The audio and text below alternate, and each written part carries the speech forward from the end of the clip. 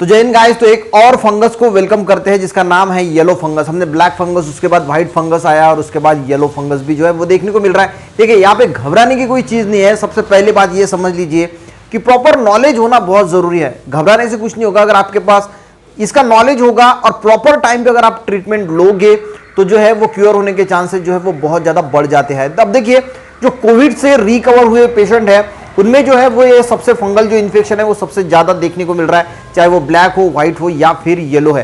पर सबसे पहले सबसे महत्वपूर्ण इंपॉर्टेंट बात यह है कि करेक्ट टाइम पे जो है वो इसे पता लगना बहुत इंपॉर्टेंट होता है। तो इसीलिए गाइस येलो फंगस एक्चुअल क्या है, क्या सिम्टम्स है, क्या कॉजेस है और क्या इसकी ट्रीटमेंट है, इसके बारे में थोड़ा जानकारी हम लेने की कोशिश करेंगे। देखिए जो येलो फंगस है गाइस, तो मैंने जैसे बताया कि कोविड जो रिकवर पेशेंट है इनमें जो है वो ज्यादा देखने को जो है मिल रहा है।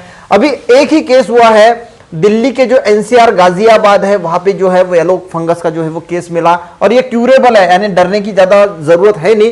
पर ये दो जो है व्हाइट और जो ब्लैक फंगस है इससे ज्यादा डेंजरस कहा जा रहा है कि ये मोर डेंजरस है क्योंकि ये हमारे इंटरनली जो है वो ग्रो होता है ये फंगस। अब देखिए फंगस तो हमारे एनवायरमेंट में आजू बाजू सभी जगह पे मौजूद है, सॉइल पे है, हमारे हर जगह पे हमें देखने को मिलते हैं। पर ये डेंजर तब हो जाते हैं जब हमारी इम्यूनिटी जो है वो कम हो जाती है। अब देखिए कोविड जो है वो रिकवर उससे होने के लिए जो है वो स्टेरॉइड का ज्यादा इस्तेमाल किया जा रहा है, उसकी वजह से इम्यूनिटी कम होती है और वही टाइम पे जो है ये फंगस जो है वो उन पेशेंट पे हमला कर रहे हैं और इसी वजह से बहुत ज्यादा दिक्कत हो रही है। अब सिम्टम्स क्या है गाइस, तो सिम्टम्स देख लेते हैं। सबसे पहला यहाँ पे सिम्टम्स है लिथार्जी, यानी बहुत ज्यादा आलस्य जो है वो इंसान को आता है। ये सबसे पहला सिम्टम्स है। ये मीडियम सिम्टम्स की बात कर रहा है, उसके बाद सीवियर सिम्टम जो है उसके बारे में बात करेंगे। तो बहुत ज्यादा अगर आप सोए हैं तो सोने का ही मन करेगा, कहीं जाने का यानी का, कहीं किस जगह पे बैठे हैं तो यानी बहुत ज्यादा आलस्य जो है वो इस इंसान में देखने को मिलेगा। उसके बाद वेट लॉस यानी वेट जो है वो कम होता जाएगा।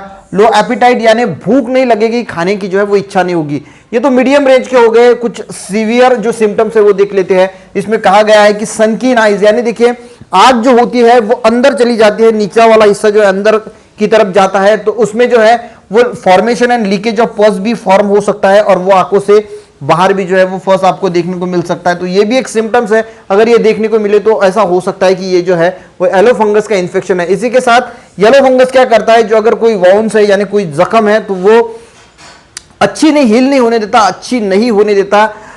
उसी के साथ ऑर्गन फेल्यूर भी जो है हो सकती है, लीड टू नेक्रोसिस। अब नेक्रोसिस यानी क्या होता है, जो सेल होते हैं वो डैमेज होते हैं या फिर डेड हो जाते हैं।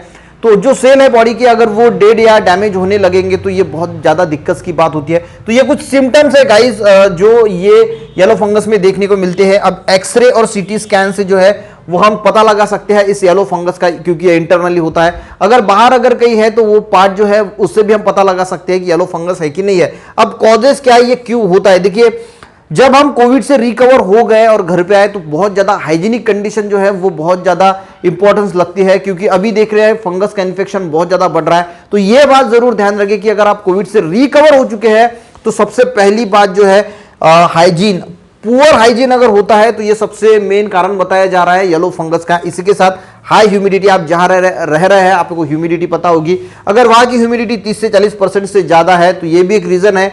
ओल्ड फूड, जो हमारे घर में बासी खाना होता है, पुराना यानी सवेरे का खाना हम शाम को खाते हैं, तो वो अवॉइड करना चाहिए जो कोविड रिकवर पेशेंट है।